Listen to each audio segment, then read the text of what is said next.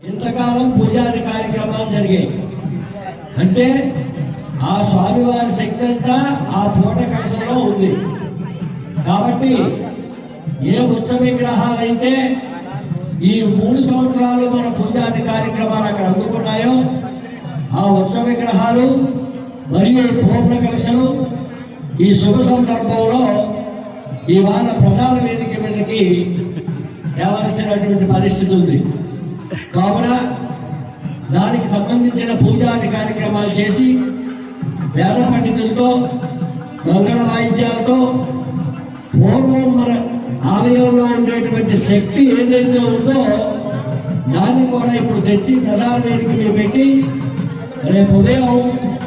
ఆ స్వామివారి బింబం ఏదైతే ఉందో దాన్ని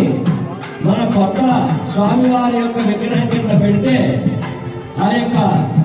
పాత స్వాముల వారి యొక్క శక్తి, పాత పూర్వీకులు చేసిన పూజితాలకు శక్తి,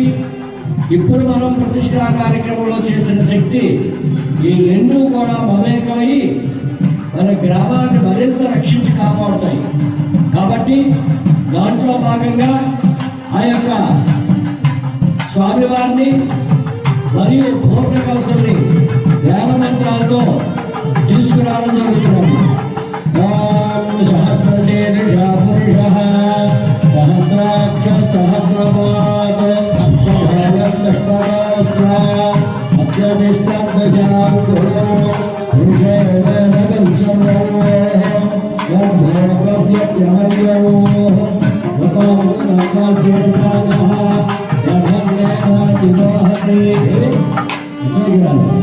एतावानस्य महिमा अथोऽध्यायागुस्य पुरुषः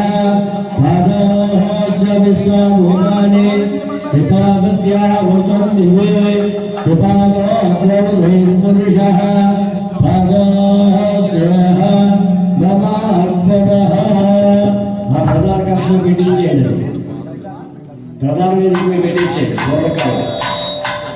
ఓం శతరాయ భవతి శతాయ పురుషం శతేంద్రియ ఆయుష్యేంద్రియ